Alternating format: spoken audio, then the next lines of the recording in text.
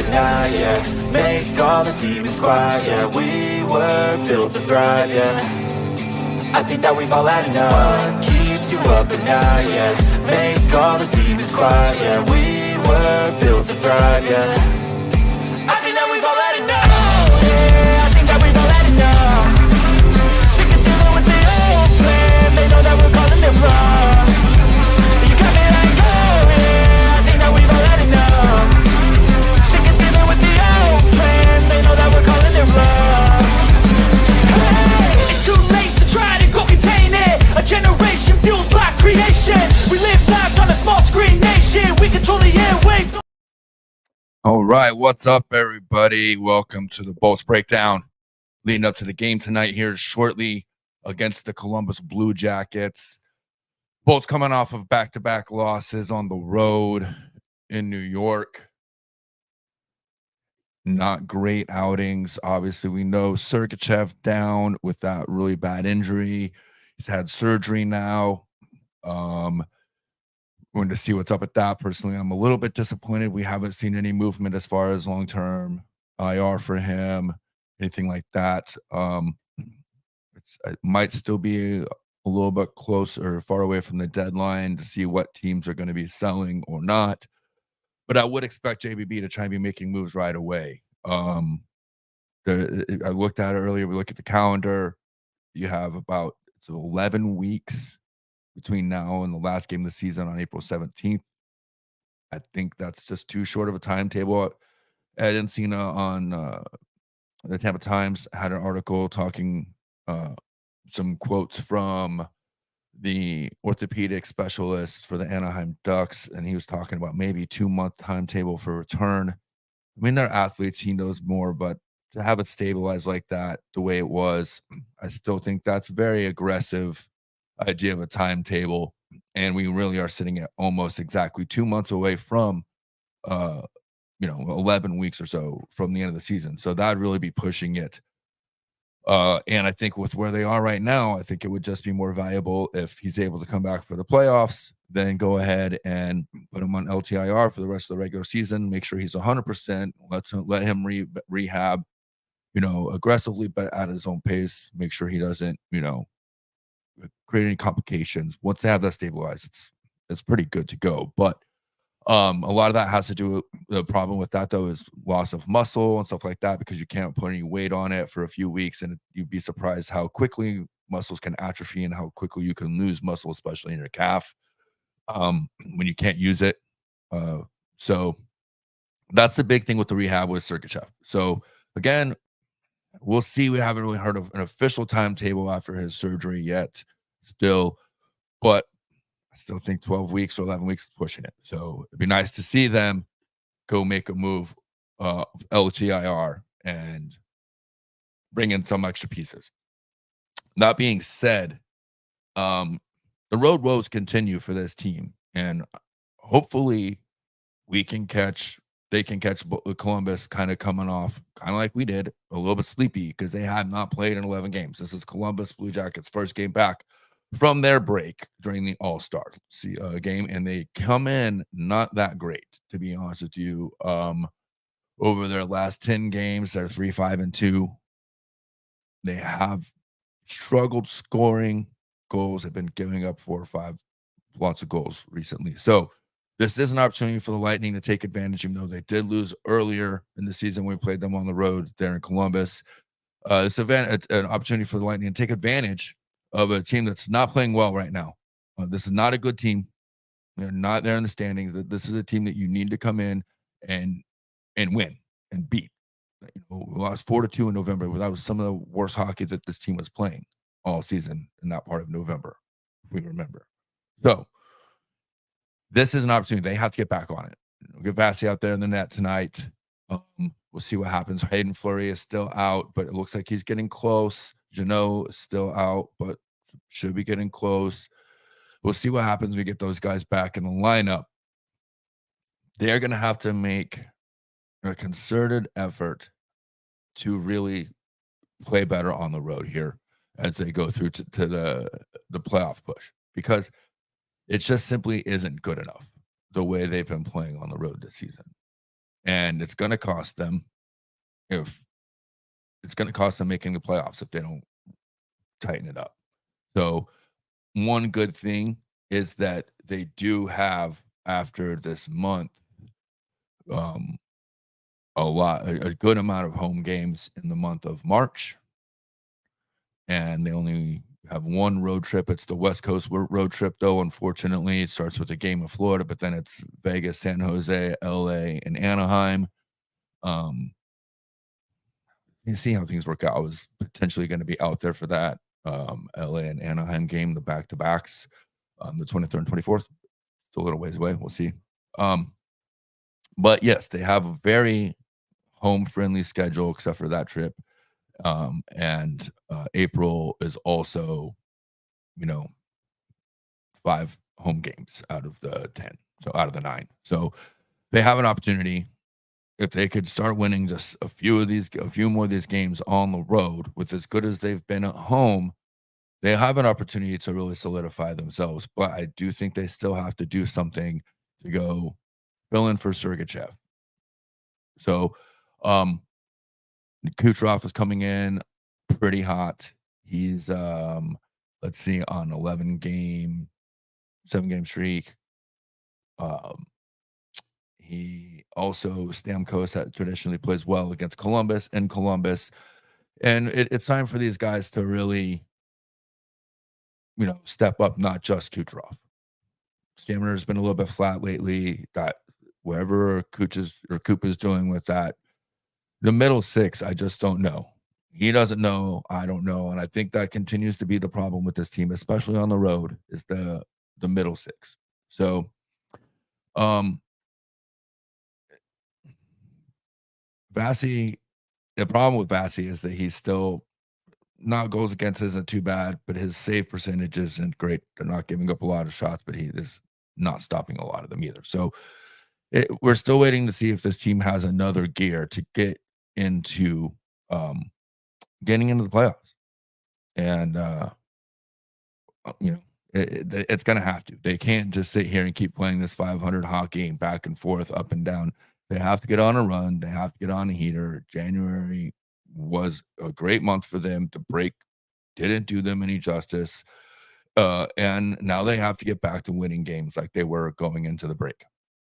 That's the simple, truth of the matter, is that they have to keep that momentum that they had before. They were looking pretty good, but on the road, continue to have struggles to play consistent hockey on the road. That's really the story of this team this season.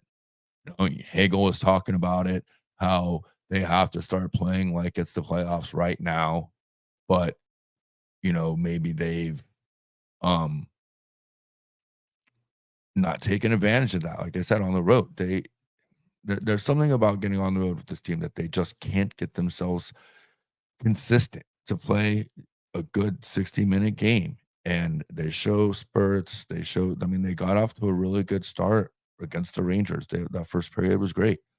And then they got a couple of crossbars. That could have been a different game without those posts, obviously.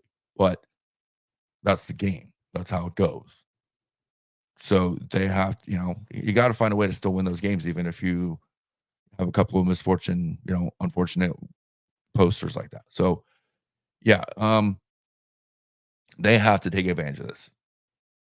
They can't keep losing on the road. They have to take advantage of this team in Columbus that is not playing great hockey, that is not a good team. And this is when we want to see this team turn on some kind of a switch of having leaders on it that can still be elite as leaders and lead this team through this stretch, as they were playing great hockey before the break, is what I was talking about. So they have to get back to that. You're on the road, have a home favorable schedule next month. They can get out here and win this game. Boston hasn't looked good since they came back from the break either. So that's going to be a telling game coming up as well. So this I don't know. I can't say it enough how they have to start winning on the road. They have to figure out what it is going into the playoffs because if they make the playoffs, they're going to have to win on the road too because they are, they're going to be a wild card or the lowest seed, the number 3 seed in the Atlantic. So, I mean, you're not necessarily going to be getting, you know, home ice. So they're going to have to win on the road. They have to figure it out, period. I'm waiting anxiously to find out LTIR or not. That's a big deal too. That's what we're really sitting here with bated breath. What's the deal with Sergachev? What's the deal with the salary? Are they going to be able to go out there, put him on LTR, take that $8.5 million, bring in a blue line or maybe a road warrior? Go out there and find that guy in the league that's known on the blue line or a middle six guy that can get that team in the right mindset when they get on the road. You know, so about half an hour away from puck drop now. Vasi will be in net tonight. We'll see what happens with the defensive pairings, how they're gonna, work that as far as Sergachev. Radish's, as watching NHL Network, they're talking about panic index for teams. They had Boiler on there and Rupper, and they're both like, and Mike Reed was there. It was the three of them talking about panic, and they brought up. I'm like, obviously they don't really have been watching the Lightning this much this season because they brought up Radish having a step up. I mean, he leads the team on the defense in games played. He's played 52 games this season. He's playing almost 20 minutes a night. He's already giving that time, right? It's going to have to come from Lilleberg playing a little bit more. It's going to have to come from Perbix trying to get find his game a little bit more. We need to see we need Fleury back. Fleury needs to he's close from what I've seen and heard. I'm surprised he hasn't come back yet from his hand injury. So Jeannot is the other guy that's pretty close to. So, and I mean, actually, if you look at the injuries, Fleury, Jeannot, and Watson, all three of them have been seen on the ice. They've been out there practicing. So they should all three be close. Then you look at if you have a fully healthy roster going here in the middle of the month, really into the stretch of the last 2.5 months, 2 months of the season, you'll know. Maybe that's what JVB is kind of waiting here to see. Okay, what is this team going to look like now? Hopefully, we'll be fully healthy, minus the Sergachev, and see what he really has and see what he can do because there's not really a lot of unprotected pieces if he wants to try it and make a move and move someone here to bring in somebody else. There's a long list of free agents that people are interested in. I'm thinking probably Monday.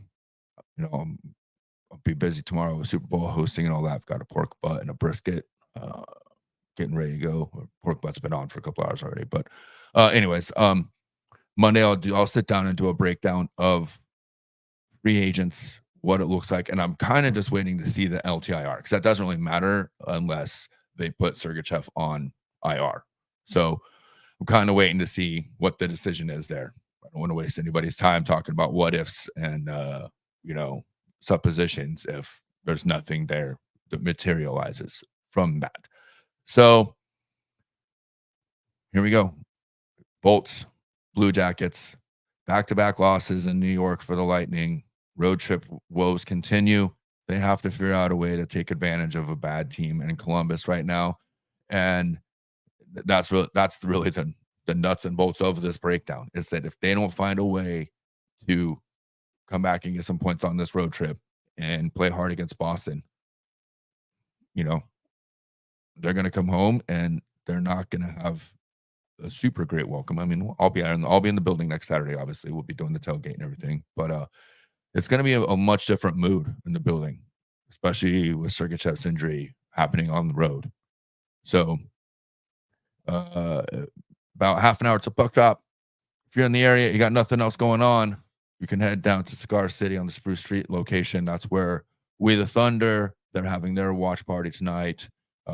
Shooter and Schoolie down there hosting. Got a lot of great giveaways, some seats to a future game, all that. I don't want to forget this game this time as I did last time. Thank you to Monkey Cold Coffee, our sponsor. Love Matt, love everything they do. Go over to monkeycoldcoffee.com. They have their great flavors. Um, they have great specials going on right now, getting a free pound cake. Oh, I can't even talk to you about how great that pound cake is. Stache 10 is your code to get 10% off. It's for a great cause. Not only a great coffee, National Pediatric Cancer Foundation to help research, to help find cures and better quality of life for those children facing and their families facing just, terrible situation. So Monkey Cold Coffee Stache 10, go over there and get yourself stocked up. One other little bit of shameless self-promotion. If you look over my shoulder here, you might see that little box. It's super hot without light. It's got a glare, but that does say Hot Ones. And I have finally figured out some production, and I'm gonna have a great situation and setup. My buddy Khan and I will be summiting the Spice Mountain, for the 4th time. This will be the 4th time that we will be doing the Hot One Challenge. What will make it different this time, however, is as I was doing the show, it was just delivered by the Amazon driver, the actual Da Bomb sauce they use on the show, not the 100% natural one that comes in this box. This is not the one they do on the show. It's one that they make themselves because they don't use certain ingredients in their sauces. So this time it will be authentic. We will have Hot Ones season 22 pack, myself and Con, coming up here in the next 2 weeks or so. So keep an eye out. That'll be dropping on, of course, YouTube and Shooter and the Stache on Facebook. I will see you guys back for the game against the Bruins on Tuesday. I will be doing the breakdown then. Obviously, then we have the next 3 is the Bruins away game Tuesday. Next Thursday, the Avalanche are in town. And then next Friday, 17th, 5:00 game, we have a tailgate with Sticks of Fryer. Yours truly will be there, basically doing what I'm doing this weekend, but taking it on the road. I will have brisket. We will have pork butt. We will be tailgating. We will be having a great time down there, and we will be marching to the stadium for that 5:00 game against those stinking Panthers. So, everybody, let's hope we can get this ship back on the road, get a good win tonight against Boston, against the Blue Jackets, going in against that game to wrap up this little road trip after the breakup in Boston. So 7:00 puck drop is coming your way here in just about 25 minutes. I'm the Stache. This has been the Bolts Breakdown. I will catch you again this week. Let's go Bolts.